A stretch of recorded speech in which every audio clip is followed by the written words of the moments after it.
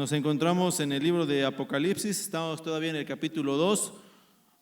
Hoy voy a terminar lo que es el capítulo 2, vamos a estar en los versículos del 18 hasta el versículo 29 del libro de Apocalipsis. Apocalipsis 2 es el mensaje a las iglesias, la iglesia que vamos a abarcar el día de hoy con la ayuda y la gracia del Señor Jesús es la iglesia de Tiatira.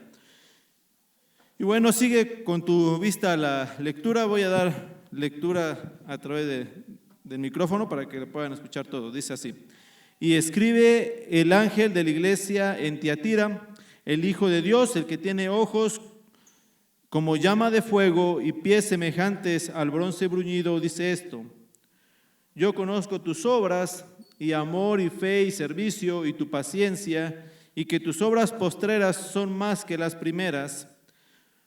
Versículo 20, pero tengo unas pocas cosas contra ti, que toleras a esa mujer Jezabel, que se dice profetiza, que enseñe y seduzca a mis siervos a fornicar y a comer cosas sacrificadas a los ídolos. Y le he dado tiempo, versículo 21, y le he dado tiempo para que se arrepienta, pero no quiere arrepentirse de su fornicación. Verso 22, he aquí yo la arrojo en cama y en gran tribulación a los que con ella adulteran, si no se arrepienten de las obras de ella. Verso 23, y a sus hijos heriré de muerte, y todas las iglesias sabrán que yo soy el que escudriña la mente y el corazón, y os daré a cada uno según vuestras obras. Verso 24, pero a vosotros y a los demás que están en Tiatira, cuanto no tienen esa doctrina, y no han conocido lo que ellos llaman las profundidades de Satanás, yo os digo, no os impondré otra carga. Verso 25, pero lo que tenéis, reténlo hasta que yo venga. Verso 26, al que venciere y guardare mis obras hasta el fin, yo le daré autoridad sobre las naciones. Verso 27, y las regirá con vara de hierro y serán quebrantadas como vaso de alfarero, como yo también la he recibido de mi Padre. 28, y le daré la estrella de la mañana. Y el último verso, el que tiene oído, oiga lo que el Espíritu dice a las iglesias. Hasta ahí la lectura, hermanos. El título de la enseñanza de esta tarde se llama, o tiene por nombre, tolerancia, virtud o pecado. Bueno, hermanos, estamos en una época donde se habla mucho de la tolerancia. Y de la tolerancia se dice que es una actitud de la persona que respeta las opiniones, las ideas o actitudes de las demás personas, aunque no coincidan con las propias. Ahora, hermanos, sí hay una tolerancia, vamos a decirlo, cristiana, que debemos de practicar, pero también hay una tolerancia que es una traición contra Dios, y es el caso de la iglesia que vamos a ver el día de hoy. ¿Por qué? Porque por ejemplo, como padres, en mi caso personal, yo tengo que tolerar, entiéndase tolerar, como el poder, dice aquí, respetar opiniones e ideas o actitudes de las demás personas que no coinciden con las mías. Por ejemplo, yo tengo un hijo que a lo mejor él tiene un gusto diferente al mío. En ese caso yo tengo que tolerar ese gusto. Obviamente no puedo tolerar ciertas modas que ofendan a Dios. ¿Van entendiendo la idea? Lo mismo tú como persona que tienes un trabajo, vas a tener compañeros que no son cristianos y vas a tener que tolerar, pues a lo mejor algunas cosas que ellos hacen en el marco del respeto. Vamos a pensar que si uno de tus compañeros está viviendo una vida inmoral, pues tú le vas a nada más decir eso está mal, pero tampoco lo vas a agarrar a golpes, tampoco le vas a insultar cuando lo veas. Esa es la tolerancia que sí debemos de tener como creyentes. Cuando tú veas al cajero de la tienda, que es una persona que es de la comunidad homosexual, bueno, vas a respetarle, vas a decir el saludo, no le vas a insultar, no le vas a golpear por ser homosexual, aunque eso ofenda a Dios. Esa es la tolerancia que podemos decir que es ese respeto que como cristianos tenemos que dar a las personas, aunque siempre hacerles notar que no estamos de acuerdo con ellos, hacerles notar lo que dice la palabra de Dios, que ellos están ofendiendo a Dios, ya sea con la mentira, con el robo, con la inmoralidad, con la homosexualidad, y la lista es larga, pero no vamos también a ser agresivos contra las personas. Bueno, esa es una tolerancia que es necesaria en este mundo, porque lamentablemente son más los que están en contra de Dios que los que están del lado de Dios. Pero hay una tolerancia que es mala, y esa tolerancia que se vuelve pecado, y es lo que vamos a estar hablando el día de hoy. Y voy a dividir la carta el día de hoy en 5 secciones que vamos a abarcar con la gracia de Dios el día de hoy. Es la ciudad y el remitente de la carta. La segunda sección va a ser el elogio que da el Señor Jesús, después el reproche, después el mandato y al final la recompensa. Así que vamos a entrar en materia. Bueno, ¿qué es lo que dice el versículo 18? Y escribe a la iglesia, al ángel de la iglesia en Tiatira. Y bueno, ya el hermano Alfonso lo mencionó, ¿verdad? El ángel, muchos piensan que es el pastor, otros dicen que es un ángel, pero el punto es que se le escribe a la iglesia en Tiatira. Y Tiatira, hermanos, me recuerda un poco a Chicabasco, nada más en un aspecto, no te alarmes, en el aspecto de que Tiatira era un lugar que se dedicaba a la industria textil, y Chicabasco se dedica mucho a la industria textil. Entonces Tiatira se dedicaba a las pieles, a todo esto textilero, y las exportaban y todo ello, algo muy interesante lo que hacía ahí en Tiatira. Pero Tiatira era un lugar que se regía por algo que llaman gremios, y los gremios, en otras palabras, podemos decirle que eran sindicatos. Y bueno, el sindicato pues es una unión de personas donde, bueno, aquí hay unos que tienen sindicato, a lo mejor me podría decir la definición mejor uno de los que tienen sindicato. ¿Quién tiene un sindicato aquí? Maestros, ¿tienen sindicato? Hermana prima, ¿tiene sindicato? ¿Qué es un sindicato? Para que nos des luz a los que no lo tenemos. Bueno, ya le ganó el hermano. Diga, hermano, ¿usted también tiene? Ok, ¿está de acuerdo, hermana Jessie? Sí, ¿verdad? Es eso. Ok, bueno, entonces ahí en Tiatira había sindicatos. Y bueno, ¿cuál era la historia de los sindicatos? Primera cosa, los sindicatos eran de personas paganas que honraban a sus dioses, que era Apolo, Artemisa, entre otros, en que cada uno tenía su propia deidad. Así como dijo el hermano, tenían una obligación, y la obligación de los que pertenecían al sindicato era que tenían obligatoriamente que adorar a la deidad. Y no hablamos solamente de, como en nuestra época, ¿verdad? En nuestra época, bueno, pensando en la iglesia tradicional, pues a lo mejor adorar es el ir a misa, tal vez en ir a una posada o cosas de ese estilo. Bueno, acá es muy diferente. Acá hablamos de sacrificios y aquí hablamos también de inmoralidad sexual, puesto que muchas de las formas en que se adoraba a estos dioses era a través de orgías. Y eso era algo que era obligatorio para todos aquellos que eran miembros de dichos gremios.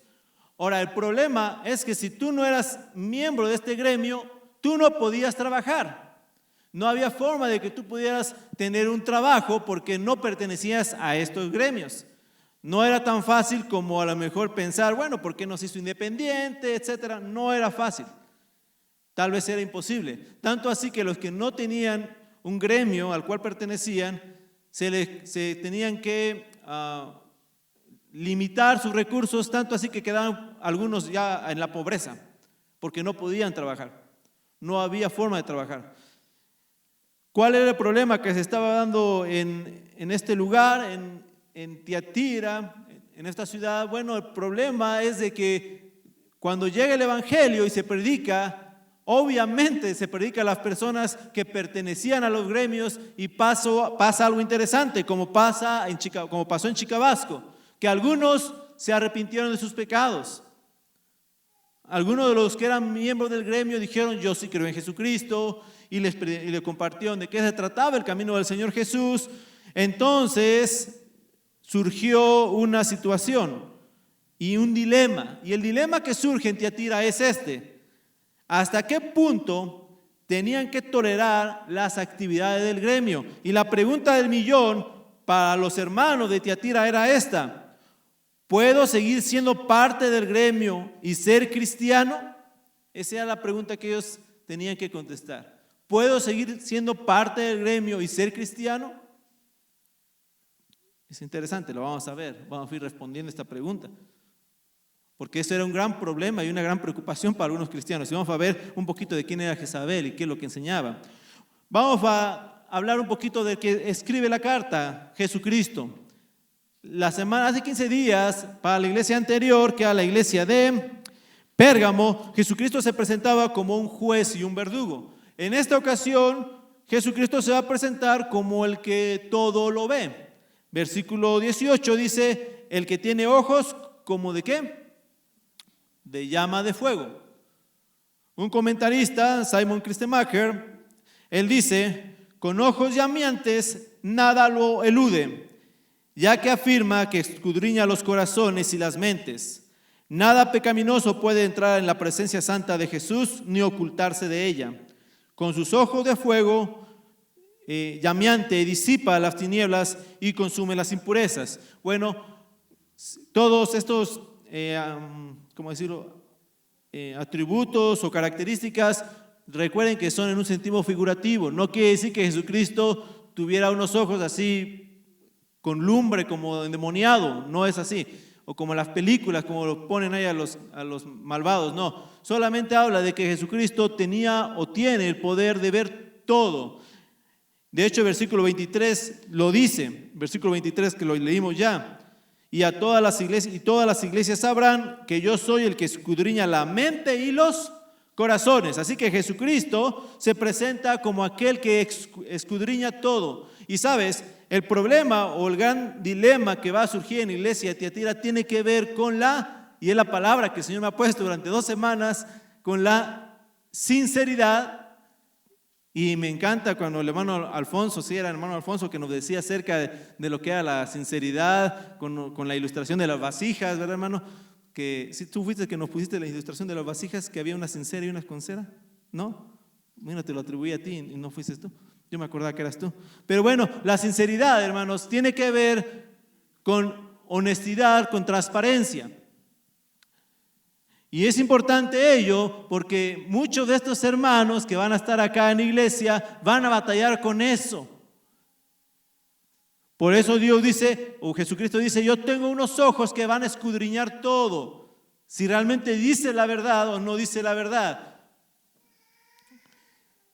Vamos a pasar al siguiente punto. Estoy viendo mi tiempo, hermano, estoy viendo mi tiempo, no me pierdo.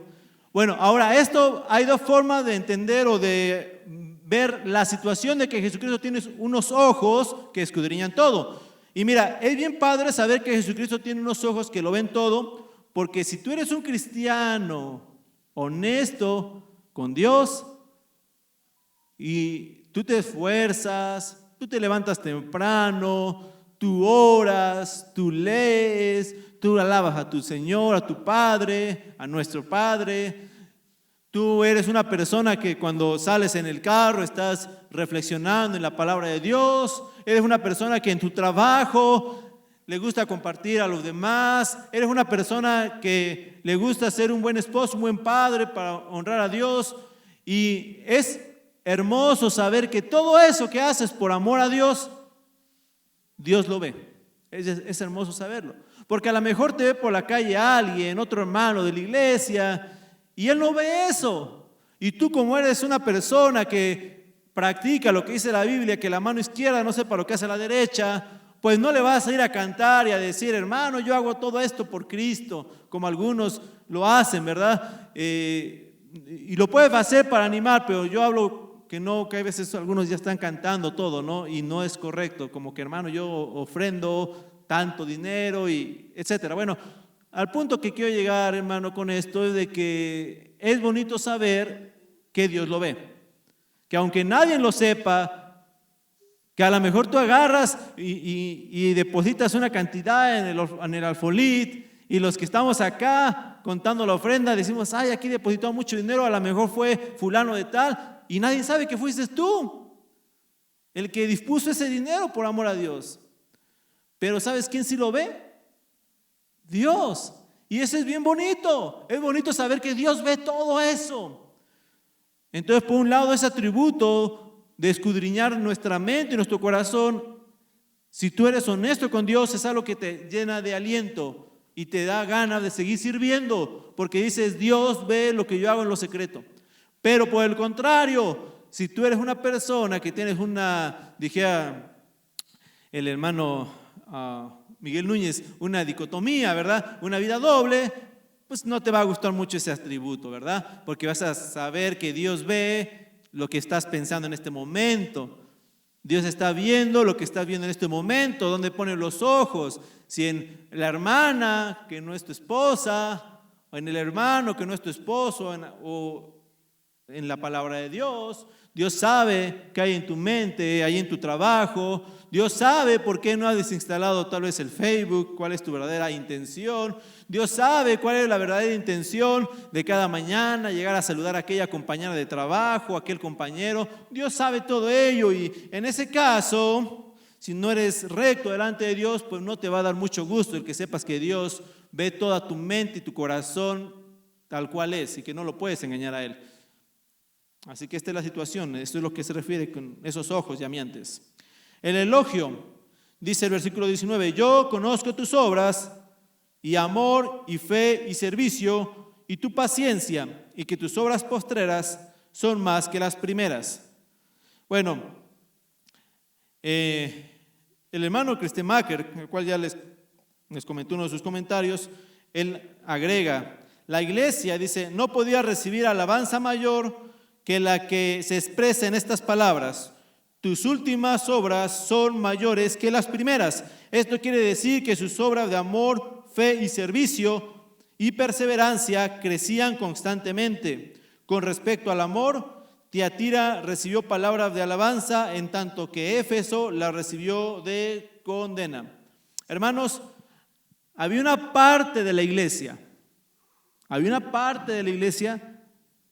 que estaba caminando bien, porque ya leí todo el verso completo, ustedes conmigo, notaste que habla que había unos que estaban mal, pero hay unos que están bien, hay unos que están caminando bien, hay unos que están creciendo, que son honestos, que trabajan y que aman de verdad a Jesucristo, que están en su primer amor. Bueno, esa es una parte, eso lo elogia el Señor. Ellos tenían una fe activa y la ejercían continuamente. Pero lamentablemente estos mismos hermanos, como que a lo mejor en el afán de ser misericordiosos, cayeron en el extremo de tolerar lo malo. Hermano, este es algo que lamentablemente pasa. Ahorita voy a hablar más de eso, porque vamos a ir al reproche precisamente. Pero tengo unas pocas cosas contra ti, que toleras a esa mujer, Jezabel, que se dice profetiza, que enseñe y seduzca a mis siervos, que forniquen y coman cosas sacrificadas a los ídolos. Bueno, hermanos, estos hermanos habían tolerado ¿a quién? A Jezabel. Ahora déjame te leo esto porque ella no se llamaba Jezabel, hermano. Su nombre no era Jezabel. No hay evidencia de que fuera su nombre. Todos los comentaristas coinciden en lo siguiente. Escucha lo que dice el comentarista. Después yo haré algunas añadiduras acá.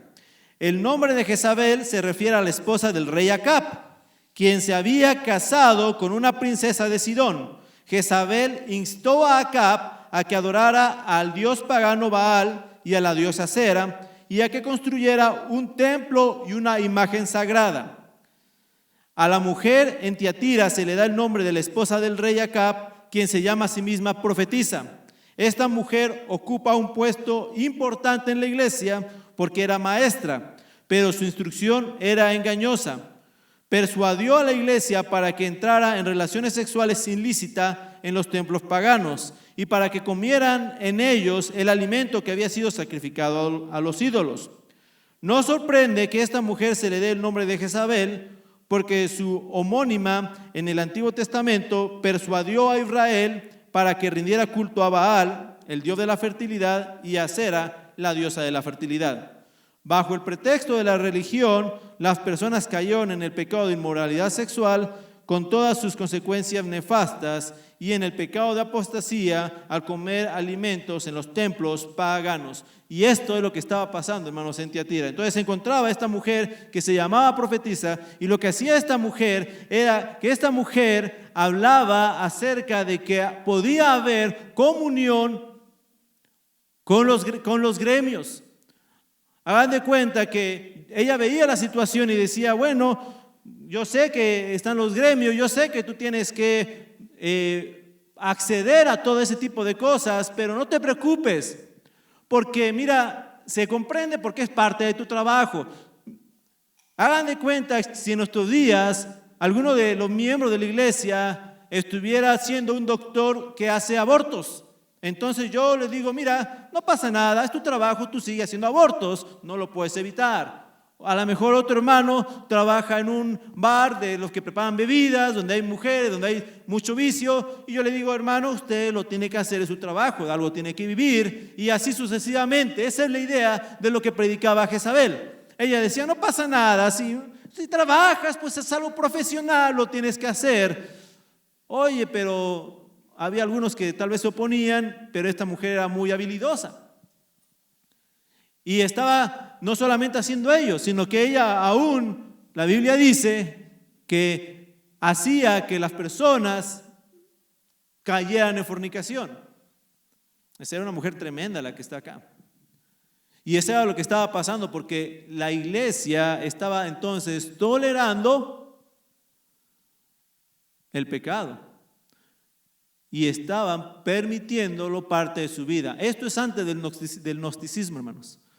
¿Qué es lo que estaban predicando acá? ¿Hay algún tema acá? Acá dice las profundidades de Satanás. Obviamente, quiero hablar un poquito de ello. Mira, lo que está pasando acá, en el versículo 24 dice, no han conocido las profundidades de Satanás. No voy en orden porque te tengo que abordar esto acá. Lo que está pasando es que ellos, Jezabel y sus seguidores, decían poder estar relacionados con las mismas profundidades de los dominios de Satanás y permanecer espiritualmente ilesos. Esa fue una enseñanza, hermanos, que la enseñanza trata de que tú podías pecar con tu cuerpo y no afectar tu parte espiritual.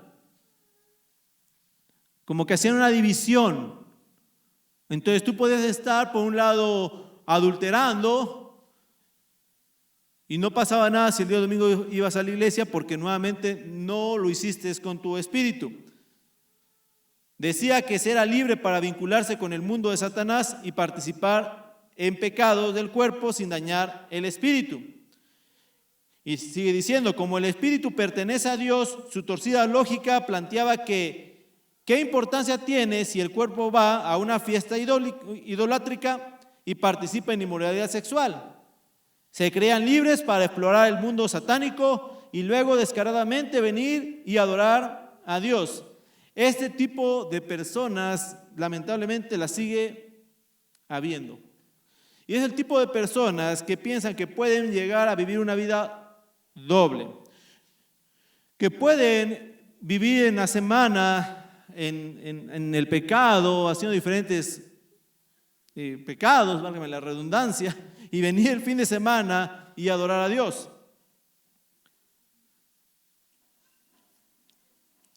Dice Romanos 6:1, ¿qué pues diremos? ¿Perseveraremos en el pecado para que la gracia abunde? En ninguna manera, porque los que hemos muerto al pecado, ¿cómo viviremos aún en él? Ese problema, hermanos, sigue siendo un problema que sigue siendo muy, pero muy vigente. Porque mucha gente piensa que podemos vivir en la gracia de Dios, o como estamos en la gracia de Dios, entonces podemos vivir una vida, pues, relajada. Ahora yo te quiero proponer lo siguiente, hermano. Es algo que yo traigo acá. Llevo días con esto. Vamos a pensar por un momento, hermanos. Es hipotético, pero vamos a pensar por un momento. Que todos llegamos allá a la entrada del cielo, en un instante, hagan en cuenta como si fuera el rapto, ¿no? Todos llegamos a la entrada del cielo, pero no entramos, estamos en la entrada y se hace una gran fila. Y ahí estamos todos por iglesias y como somos la iglesia Bethesda, pues vamos todos juntitos como hermanos. Entonces como que empiezan a dar los requisitos, ¿no? Y empiezan a decir como cuando vas a cruzar o vas a entrar a un lugar y te piden un boleto o una visa, los que cruzan para Estados Unidos, y de repente empiezan a decir como que a ver, quien traiga visa pues se puede quedar, que no traiga, los de visa van acá, los que traen pasaporte americano van acá, y los que no traen ni visa ni pasaporte americano, bueno, pues van para allá y a ver qué hacemos con ustedes, ¿no? Hagan de cuenta que empiezan a decir eso. Entonces se forman y empiezan a decir, bueno, vamos a empezar a ver a los que van a entrar al cielo. Vamos a empezar con los hermanos que hacían todos los días su tiempo con Dios. Pónganse acá. Ya se ponen unos, ¿no? Ahora los que todos los días leían la Biblia, los que todos los días oraban, los que mortificaban su pecado, y empiezan a hacer separación.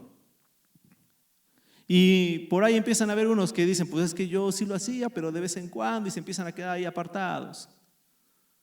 ¿Qué está pasando acá? Bueno, entonces van a ir a tener una inspección más rigurosa. Ahora alguno diría, hermano, es que la salvación no depende de nuestras obras, es totalmente por la gracia de Dios. Y es precisamente lo que acaba de decir Pablo en Romanos capítulo 6. ¿Qué dijo Pablo? ¿Perseveraremos en el pecado para que la gracia abunde? De ninguna manera. ¿Por qué? Porque sencillamente los que hemos muerto al pecado, ¿cómo viviremos aún en él? ¿Qué está diciendo Pablo acá? Que si tú tienes la gracia de Dios, entonces tú has muerto al pecado. Y morir al pecado significa que nuestra vida va a tener evidencia de que eso ha sucedido.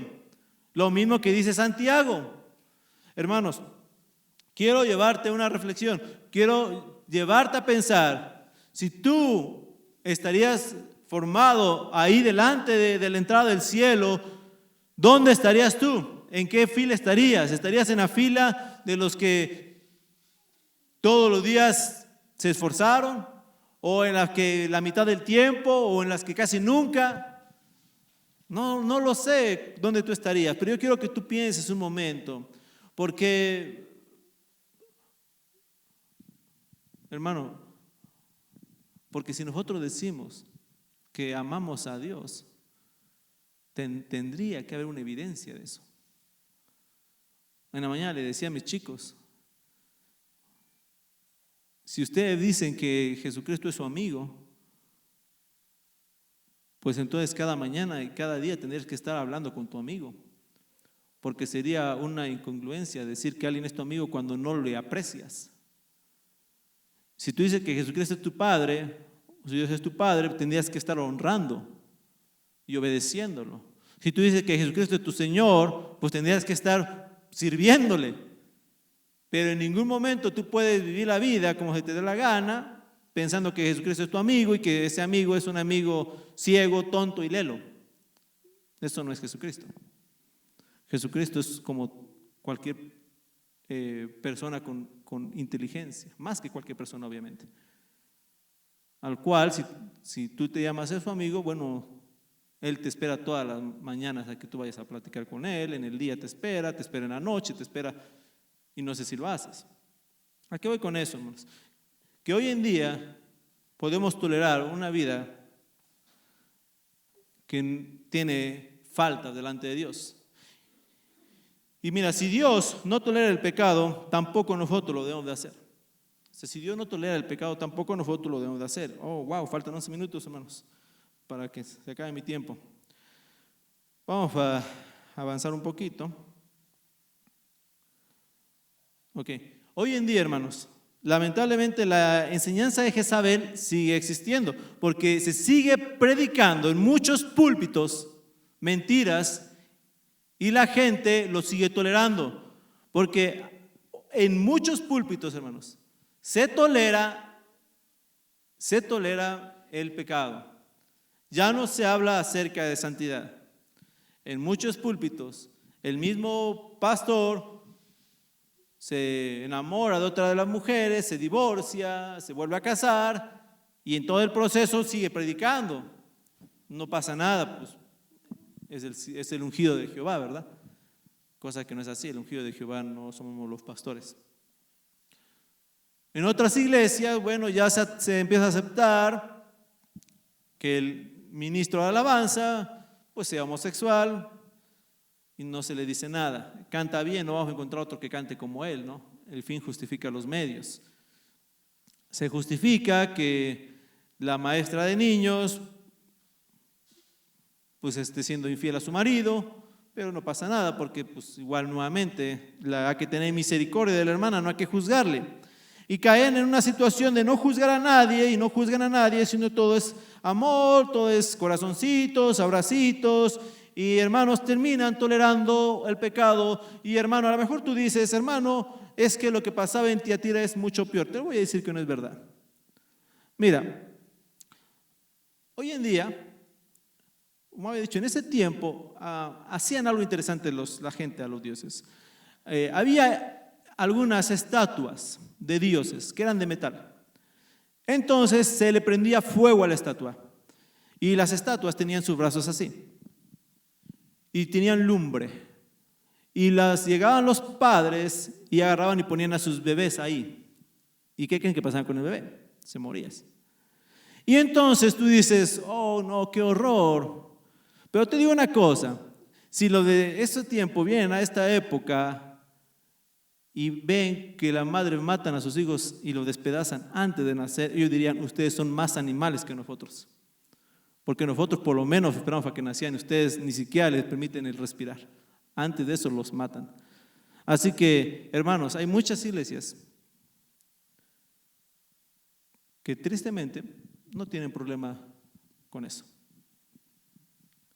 Parece difícil de creer, pero estamos viendo una realidad que no hay nada nuevo debajo del sol, como dice Eclesiastés. Lo que era o lo que es ya fue. O sea, lamentablemente todo eso que se estaba viviendo allá, hoy en nuestra sociedad se sigue viviendo. ¿Por qué? Porque en muchas iglesias los ministros de alabanza pues andan fornicando con una, con otra. El pastor sabe, no dice nada. Bueno, son jóvenes, no pasa nada. Hay que tener misericordia con ellos. Y nos volvemos, ¿qué? ¿Cuál es el tema del día de hoy?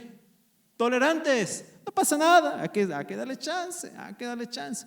Que se emborrachó el de la alabanza, hay que darle chance. Mira, no le digas nada porque no sea que se vaya de la iglesia. Hay que ser tolerantes con el muchacho. Que el hermano está haciendo estas cosas, hay que darle chance.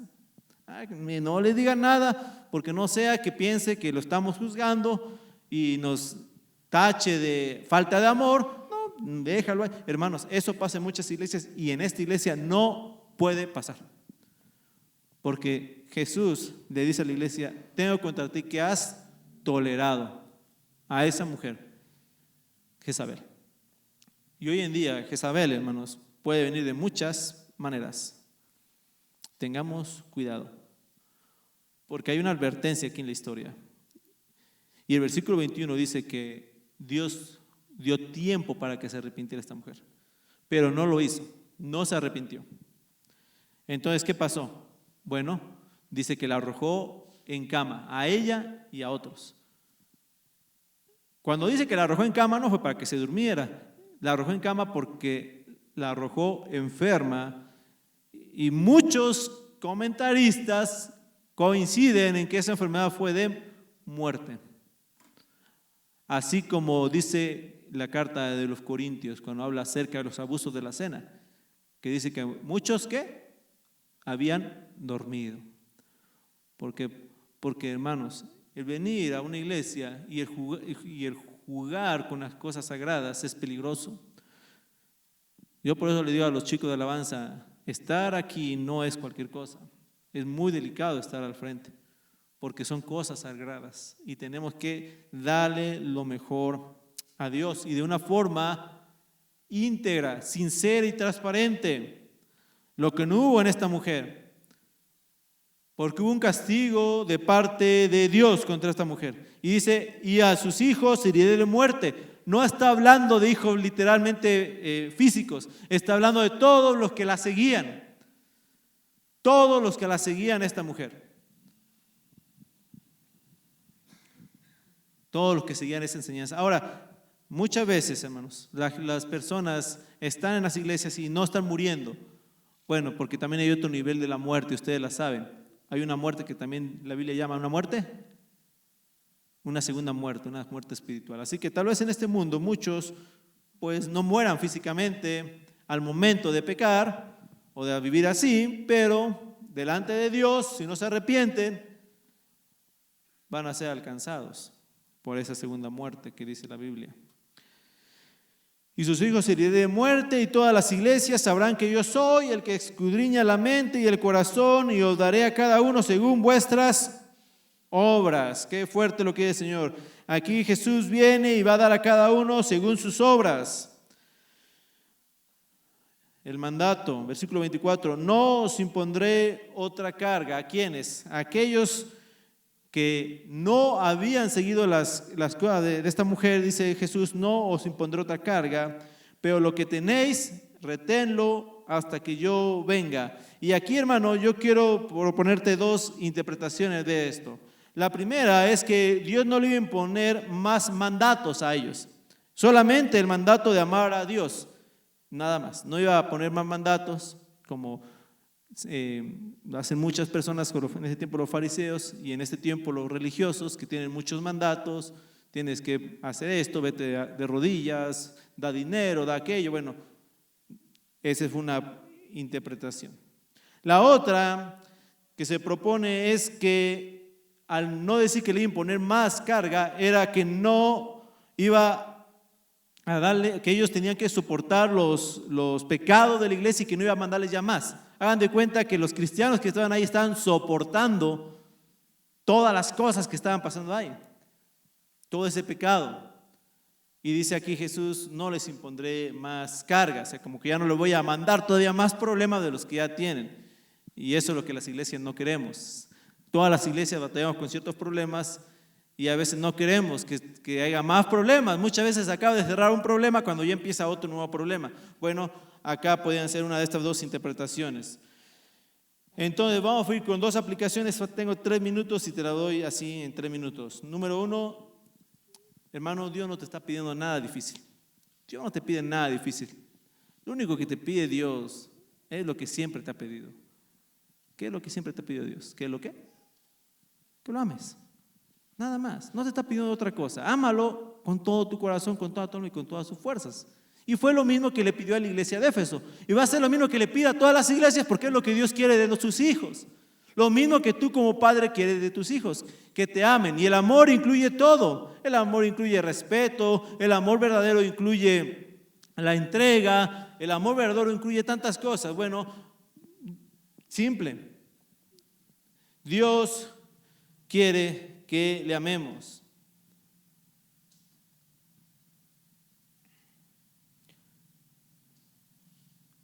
No vivas con exceso de confianza, hermano.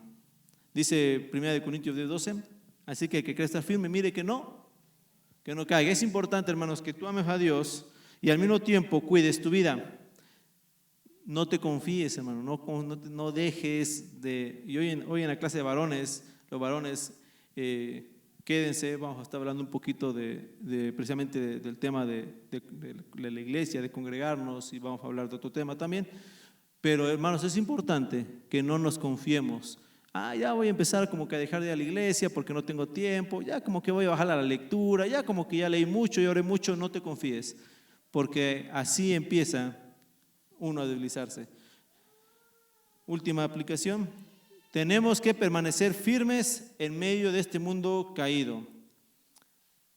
Hermanos, en Tiatira había un pecado y había hermanos que no pecaban. Si tú eres de los que dices, hermano, yo estoy echándole ganas, yo estoy en mi mejor momento como creyente, yo te digo, permanece firme, porque es difícil permanecer. Si tú dices, hermano, ahora sí, ya empecé a leer, hermano, ahora sí, ya empecé a orar, hermano, ahora sí, ya me levanté temprano a hacer mi devocional y llevo 10 días levantándome temprano, hermano, yo te digo, sigue adelante y persevera. Y te digo las palabras del Señor Jesucristo: si el mundo os aborrece, sabed que a mí me aborreció antes que vosotros. Si fueras del mundo, el mundo amaría lo suyo, pero porque no soy del mundo, antes yo os elegí del mundo, por eso el mundo os aborrece. No es fácil, hermano, porque cuando tú vayas allá afuera van a estar en tu contra las personas. Y lo digo porque cuando hemos ido al hospital hemos visto muchas personas que tienen un gran problema al aceptar la fe de Cristo porque no quieren tener problema con sus familiares. Y hay veces esto no lo llevamos a predicar acá y te lo quiero compartir así de breve. Sí es difícil, hermano, en ese sentido seguir a Cristo, porque te echas a muchas personas como enemigos.